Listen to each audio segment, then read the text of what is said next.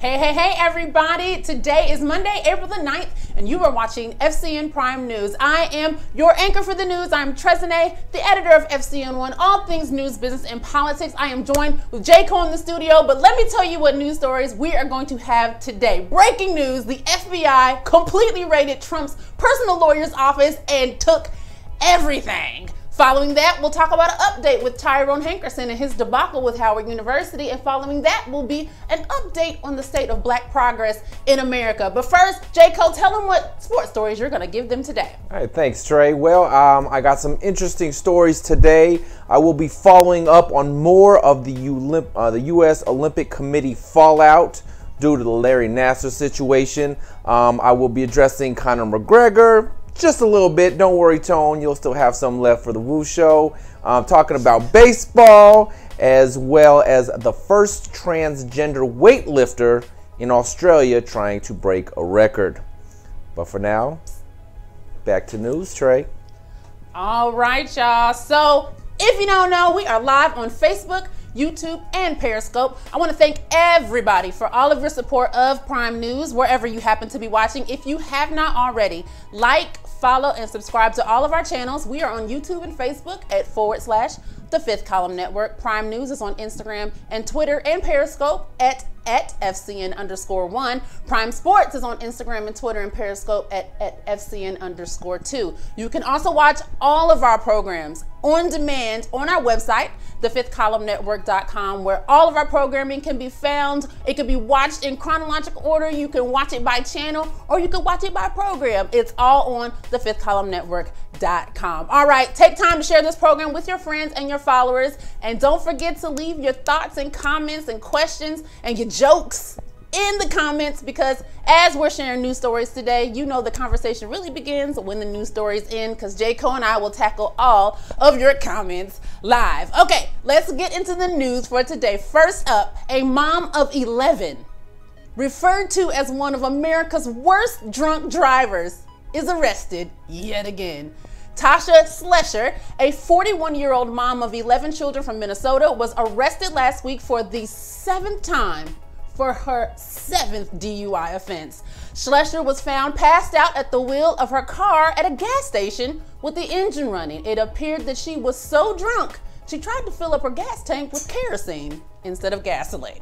She is one of the worst DUI offenders Minnesota has ever arrested. She's wanted via several warrants from Nebraska, Idaho, and Oregon, all for DUI. Police said that they observed her in her car with an open container of Crown, apple flavor if you wondered, in the front seat, and recognized that she had bloodshot eyes and breath smelling strongly of alcohol, and her clothes were all nearly falling off. Upon being arrested, Schlescher told the cops that she was looking for her 11 kids because she lost custody of them last October. Cops call her one of the worst DUI offenders in the United States, yet I find it funny that she keeps getting out of jail and has managed to be arrested multiple times without losing her life. So interesting America is. In a bit of nostalgia in the news today, the Menendez brothers, Lyle and Eric, are back together once again.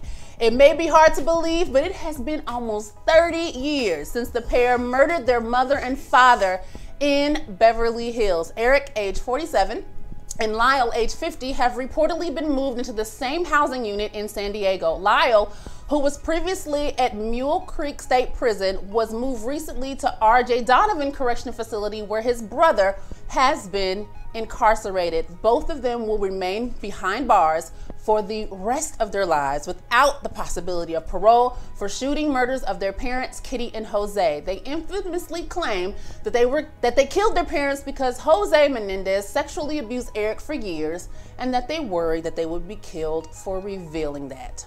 Under no circumstances did they ever find any evidence of molestation. While they are certainly not cellmates in the jail, they will be able to see each other as any other inmates can see one another during group activities. Speaking of sex offenses, a man has been accused of soliciting sex with a minor while already out on bail for allegedly soliciting sex with a minor. Here's some free advice for y'all. Don't break the law while you're out on bail, and definitely don't repeat the same thing you were arrested for in the first place. In Florida, bond was revoked for the 31-year-old Lee Trickeryatt, who was arrested Thursday after police said he solicited sex with someone he incorrectly believed to be a 14-year-old girl. He was already facing charges for the same crime. In July 2017, he allegedly went online and tried to solicit someone he thought was a minor. In truth, she was an undercover agent, and authorities claimed that Trickeryatt sent pictures of himself to this underage girl. That case is still pending, and he posted bond. Now, he's done this, and the new allegations got his bond revoked. Now he must remain locked up as both of his cases work their way through the court system. Good riddance. What a scumbag. All right, in New York, scumbagging continues. A prosecutor has been caught having an affair with the former NYPD officer who was actively being charged and tried for the rape of an 18-year-old girl detained in his custody. A Brooklyn prosecutor was caught having an affair with one of the NYPD cops accused of raping a handcuffed teenager in his van. Assistant District Attorney Nicole Manini, age 34, is under investigation for potentially violating professional rules of conduct for New York lawyers. Manini's illicit relationship with the now former detective Richard Hall, age 33, was uncovered when investigators with her office reviewed his cell phone records as part of the rape case. The phone logs revealed multiple calls between Manini and Hall, and he is married with 2 kids. The calls began before the alleged September 15th rape and continued afterwards. She is said to have had no involvement in or access to the investigation or prosecution of Hall's case. Okay. As Prime News reported in prior broadcasts, Hall and his former partner Martins are accused in a 50-count indictment of raping and sexually abusing the 18-year-old woman inside of an NYPD van after she was picked up for allegedly having illegal drugs. Hall is accused of watching the rearview mirror as Martins allegedly raped the woman. Hall then allegedly forced her to perform oral sex on him after his partner was finished. The lawyer for the 18-year-old victim, his name is Michael David, said that he plans to use the former cop's affair with Manini in his client's pending civil rights suit against Hall, Martins, and the city to, of course, attack the credibility of Hall. All right, let's get into a little bit of business news, shall we? Sheryl Sandberg. She's announced a plan for Facebook moving forward with privacy issues, and she's sharing what Facebook doesn't really know yet. After weeks of remaining silent, if you will, and out of sight, Facebook Chief Operating Officer Sheryl Sandberg says that she doesn't know if companies other than Cambridge Analytica exploited users' private data without their consent. Sandberg said Facebook has launched an investigation as well as an audit to determine whether user information has been compromised by other firms, and as they find them, they will notify its users. Sheryl Sandberg's statement comes as a part of a very intense damage control tour that Facebook has had to do to respond to users, politicians, and regulators who are outraged to learn that for years, Facebook has left people's personal information open for mining by third-party app developers. Chief Executive Officer Mark Zuckerberg is scheduled to testify at congressional hearings this Tuesday and Wednesday on this topic. Sandberg has outlined some of the steps that the company is taking to repair the damage. Beginning today, Facebook will start notifying the 87 million users whose information may have been compromised and given to Cambridge Analytica, the data mining firm used by the Trump campaign during the 2016 presidential election. But she said the company will not be making the same kind of individual outreach to the some 126 million Facebook users who were exposed to Russian disinformation, including through the use of pages and accounts linked to a quote troll factory unquote. As a result of all this, there have been some famous and powerful voices speaking out against Facebook. Just recently, Apple CEO Tim Cook shunned the social network's alleged capitalization on users' private data. Now, Apple co-founder Steve Wozniak has delivered his thoughts in an email interview with USA Today. He declared that he was quitting Facebook because it was apparently profiting off users without giving back to them anything. Echoing Cook's words, Wozniak added, and I quote, "Apple makes its money off of good products, not off of you. As they say with Facebook, you are the product, unquote. Wozniak expressed his surprise at the number of advertisers that he personally had to unlink from his account. He said that, quote, ads and spam are bad things these days and there are no controls over them or transparency, unquote. The Apple co-founder clarified that he was only phasing out his account and he wasn't going to delete it totally because he didn't want his @SteveWoz handle to go to any other person. In race relation news, things are not looking up, y'all. I got two stories highlighting this fact. First, a new poll is dropped and its results are 40% of whites thinks blacks just need to work harder. 40% of white Americans think black people would be just as well off as white people if they worked harder, according to a new poll by YouGov. YouGov asked a number of questions on what it called, quote, racial resentment. Poll respondents were both of the white and black race. I got two questions to show you. One question asked how much one agreed with the following statement. Quote, it's really a matter of some people not trying hard enough. If blacks would only try harder, they would be just as well off as whites. 16% of all respondents said they strongly agreed with that statement, while 19% of respondents said they somewhat agreed. 28% neither agreed nor disagreed. Then there was this second statement. Do you agree that black people just need to try harder to be equal? 19% of white respondents strongly agreed that black people need to just try harder to be equal, while 21% of whites somewhat agreed. Here's the kicker. 5% of blacks strongly agreed that black people just need to work harder to be equal to whites, and 13% of black respondents somewhat agreed that black people just need to try harder to be equal. Work harder doing what? That is the question, and I ask that because a new report shows that there has been no progress for African Americans on the issues of home ownership, unemployment, and incarceration in 50 years.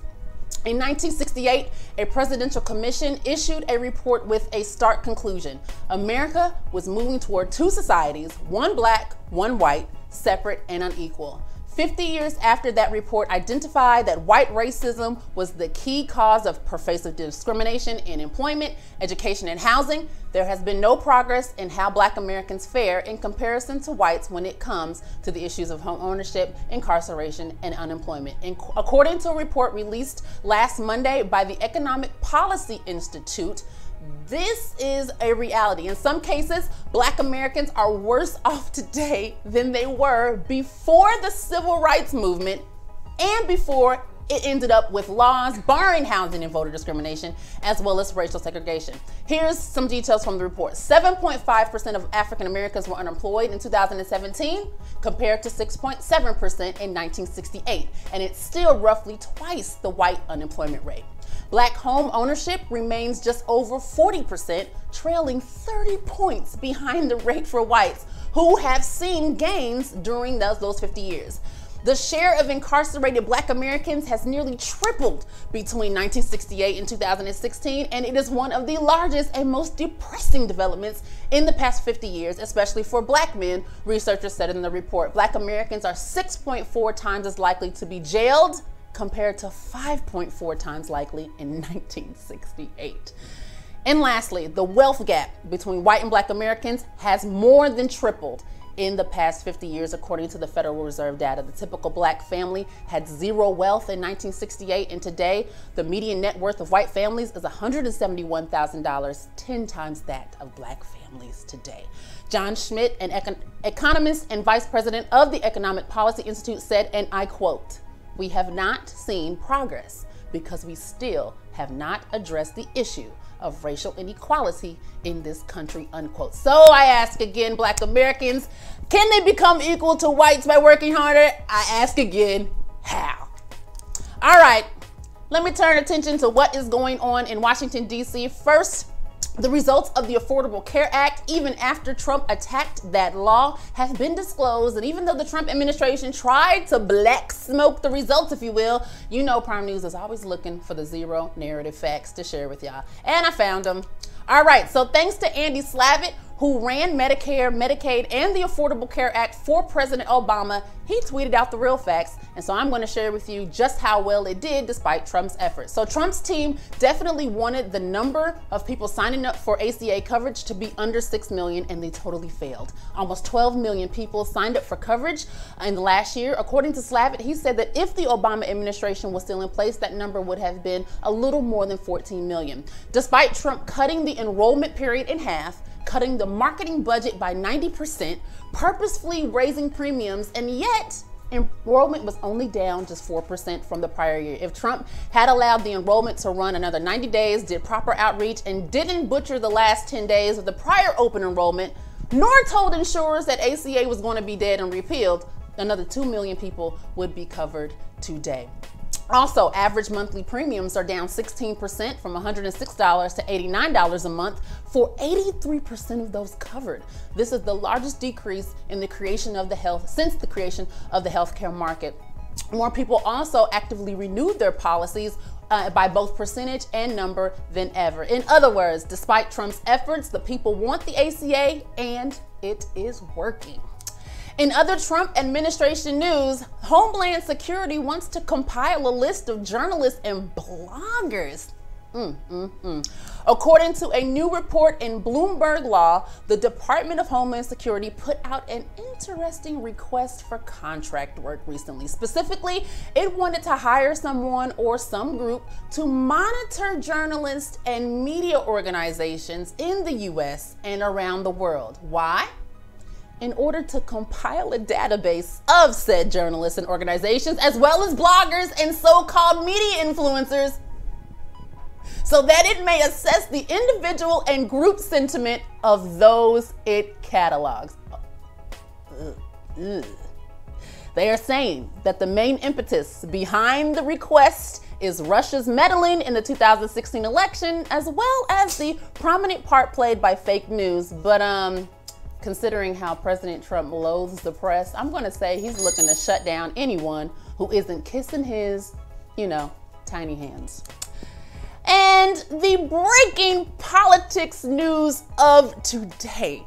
The FBI raided the office of President Trump's longtime personal lawyer, Michael D. Cohen, seizing records related to several topics, including payments to Stormy Daniels. Federal prosecutors obtained the search warrant after receiving a referral from the special counsel, Robert S. Mueller III. The search has been reported to not be directly related to Mueller's investigation, but likely resulted from information he had uncovering it, and he gave it to prosecutors in New York. The FBI seized all kinds of privileged communications between Cohen and his clients. They seized emails, they seized tax documents and business records, and of course, they seized communications between Cohen and Trump himself. Mr. Cohen plays a key role in aspects of special counsel's investigation into Russian interference in the 2016 presidential election. He also said recently that he's the one who paid $130,000 to Stormy Daniels, the porn star who has said that she has had an affair with President Trump. Ladies and gentlemen, you know how I feel about this. It is our hashtag Mueller time. I'm super excited to see what comes next from Mueller. All right, here's what social media is talking about. Your boy Tyrone Hankerso, he just ain't gonna take y'all Twitter dragon sitting down. He is suing Howard University for a cool $10 million. Talk about a plot twist. After bringing the internet to its collective stop over his alleged embezzlement scandal, Howard University alumnus Tyrone Hankerso is reportedly planning to sue the school that he's accused of stealing $400,000 from. According to CBS News, Tyrone and his lawyer James Walker spoke about how he's dealing with the day-to-day life since the scandal broke. Hankerso, 24, has said repeatedly that he didn't award himself any money. He only accepted the financial aid that was offered to him. He has not been charged with any crimes, and additionally, he has also taken the university to task for not coming forward to clear his name. The basis of Tyrone's claims is that he is the scapegoat for the conduct of the 6 Howard employees who were indeed fired in the investigation, but have been unnamed in the press for this situation. There will certainly be updates on this story as they are revealed.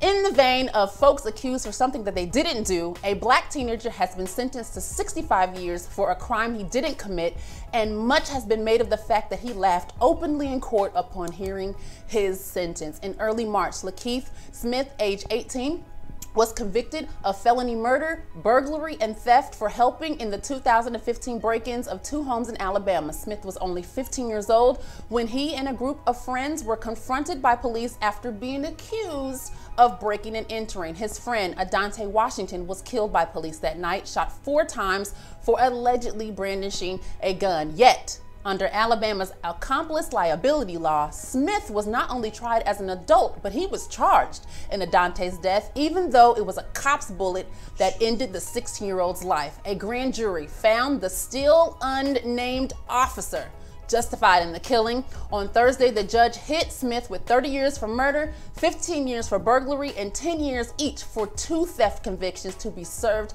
consecutively. US Today reported that Smith did not take a plea offer of 25 years, and after losing at trial, he received that heavy penalty. The prosecutor has made public comments that Smith smiled and laughed throughout the sentencing, and the judge seemed incensed that the team didn't seem appropriately sorry. Dear white people, let me let you in on something black people know all too well. Sometimes you gotta laugh to keep from losing your mind under a system of heavily weighted oppression that is not designed for you to win under any circumstances. I got news, some good news if you will, about some near light-skinned brothers who want to run for president. Dwayne "The Rock" Johnson is still thinking about running, and so is Eric Holder. Speculation of a possible presidential campaign first began last May with a GQ article titled simply "Dwayne Johnson for President," in which he said it's a real possibility that he may run. In October, he joked about being the nice ring of people's president during a panel at Comic-Con. West Virginia resident Kenton Tilford registered an exploratory campaign committee called Run the Rock 2020 last year as well, but it never appeared to be an actual announcement. But while the 45-year-old actor doesn't appear ready to pick a running mate just yet, he's taking meetings with, and I quote him, Republicans, Democrats, independents, mayors, strategists, you name it. He says he's just soaking it in, learning and listening and trying to learn as much as possible.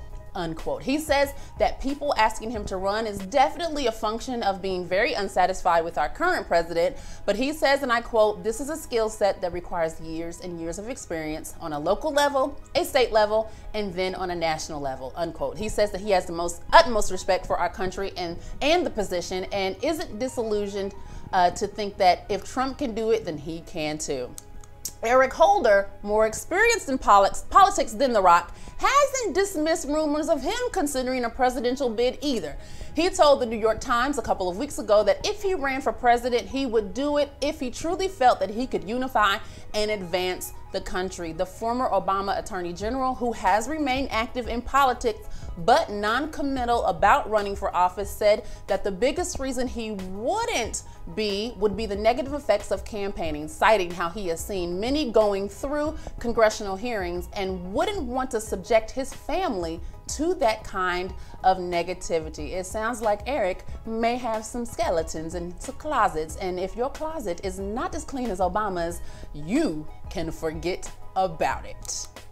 Before I kick it to J. Cole for sports news, I'd like to lead in with a little black girl sports news, if you will. Serena Williams has a documentary that will soon air on HBO. The documentary series, titled Being Serena, Her Story, Her Words, will chronicle the tennis icon at a pivotal moment in her personal and professional life. It's produced by HBO Sports and IMG's original content group.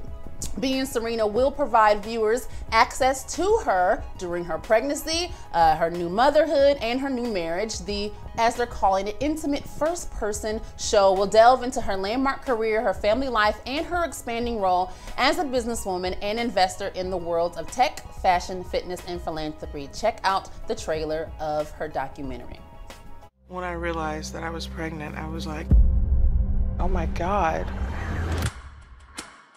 How am I gonna play? I put so much pressure on myself. I wanna make sure that I'm the best. I don't know if there's anything left for me in tennis.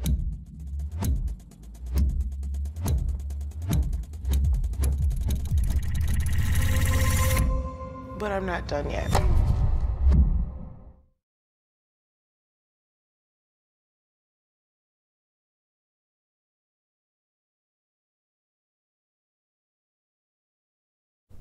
She doesn't know if there's anything left for her in tennis? Whoa. Will you be watching this 5-part documentary series? I think I will. It premieres on Wednesday, May the 2nd on HBO at 10 p.m. Eastern Time. With that, I'm going to kick it over to the sports set where Jayco is waiting to give you guys all the sports news you need to know for this week. Jayco, take it away.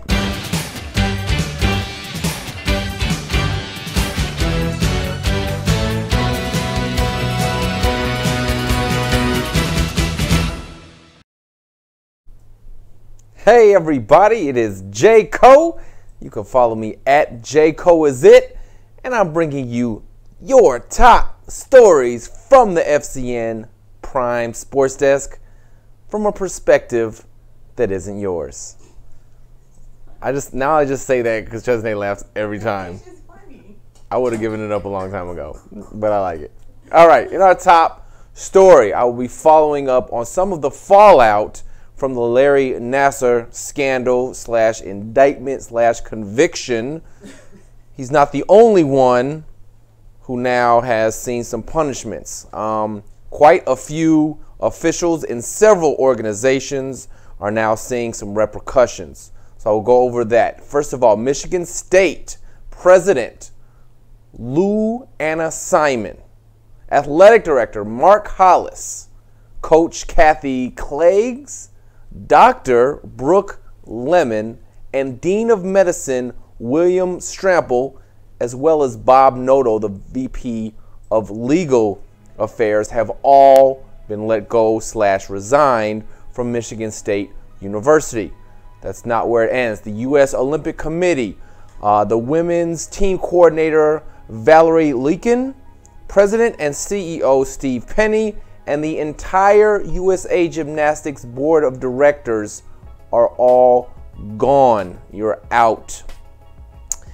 Twist Stars Gymnastics Club, they ousted the owner, John Geddert. Now, he officially calls it a retirement. Geddert was the U.S. women's coach at the 2012 Olympics.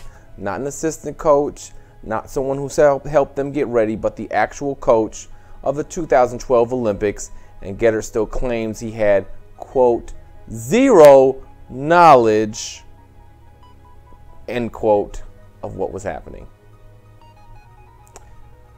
This was very interesting to me. USA Gymnastics said Caroli Ranch in Texas will no longer serve as the National Training Center. According to several ex-gymnasts, Caroli Ranch produced a culture of fear. And yes, we are talking about the Bella Caroli, who trained Nadia Comaneci, Mary Lou Retton, Betty Aquino, and Carrie Strug, among other gymnasts. As you all know, Nadia Comaneci was the first female gymnastics competitor to get perfect 10s across the board. This man was a legend, and yet his gym is now under investigation. Now, this is the hardest part for me to go over. The USOC and some of the 47 national governing bodies for individual sports have known of allegations of sexual abuse for decades. According to a report, since 1982, almost 300 coaches and officials in Olympic organizations across 15 sports have been publicly accused of sexual misconduct. As of 2010, USA Swimming banned 36 coaches from molesting minors on their teams. And they kept that list secret, releasing it later only after coming under criticism. In the past 20 years, at least 368 gymnasts have alleged sexual exploitation, according to the Indianapolis Star. Years and years of misconduct, exploitation, molestation of young women. And this illustrates our horrible ability in this country to react to an issue as opposed to putting institutions, putting things in place to protect before something happens. I actually caught a video on Facebook today where in, I believe it was Kenya, there's an entire program where they train young men how to help young women if they are being attacked or abused, which also puts them in the mode of not being an abuser themselves, and additionally train the women, the young ladies, on self-defense. And yet here in America, all we're worried about is how many gold medals we're winning. In my next story, the transgender weightlifter Laurel Hubbard departed the Carrera Sports Arena in Australia with a heavily bandaged elbow and ligaments likely ruptured. Hubbard, born Gavin in Auckland, New Zealand, hoped to become the first transgender athlete to win Commonwealth gold, but was too ambitious in her attempt to lift 132 kilograms, which is approximately 291 pounds. Of course, there was a lot of controversy behind this, as people think a man should not be competing in a woman's event. Hubbard is obviously gone through transition and is saying that she is a woman now and should be able to compete. They did allow her to compete. There was a lot of support in Australia, but unfortunately, this was the end to that story. That looked really, really painful. Well, you said it was obvious. I'm looking for the obvious. Okay, go ahead. Which obvious part? Never mind. Okay. The notorious convict, after going on an insane rampage last Thursday in the Barclays Center in Brooklyn, New York, UFC fighter Conor McGregor was arrested for his outburst, but he's currently out on bail. McGregor was apparently coming after rival Khabib, who won Conor's former lightweight title later on that weekend at UFC 223 on Saturday night. UFC president and Trump supporter Dana White first talked real tough when the incident occurred. He was talking real strong against Conor, but then in a report today says he, quote, respects Conor and would consider bringing him back. It's interesting to note that Dana White was at the WWE events this weekend. I think he's taking quite a few notes from his undercover idol Vince McMahon. Probably doesn't want to lose McGregor to Vince McMahon, but Hoke Tone will cover more of this story in depth on the Woo Show Wednesday. And in my final story, Japanese pitcher for Los Angeles Angels, Shohei Ohtani, has been lighting up the league in his debut, but not just on the mound. While Ohtani, the 6'4" hurler, is sporting a 2.08 ER earned run average with 18 strikeouts in just 2 major league starts. One of those was almost a perfect game. He had a perfect game running through 7 innings. What's maybe most impressive is what he's doing behind the plate. He's hitting .389 with 3 home runs and 7 RBIs in 4 games. And he's only 23. I'm going to break this down a little bit for those of you who may not know baseball. Standard in baseball, American baseball, pitchers don't hit. The best pitcher in the league is hitting 2-something and may have 5 home runs in an entire season. This man already has 3 in 4 games. He is killing it behind the plate, which could mean he could be a position player during a regular week and then still come up for his start. I spoke a few weeks ago about the lack of African-American diversity in baseball. The one good thing about baseball is that they are not afraid to now bring in diversity from wherever the talent is coming from. We had a nice increase in talent from Latin America. I think this is going to finally open the doors for the Japanese to come flooding into the sport. If you know anything about Japanese baseball, there's a lot of talent out there. It was Ichiro who came here from Japan way late in his prime, still set records. If he had come here when he was like Ohtani, 23, who knows what he could have done. So I am looking forward to what this young man is doing.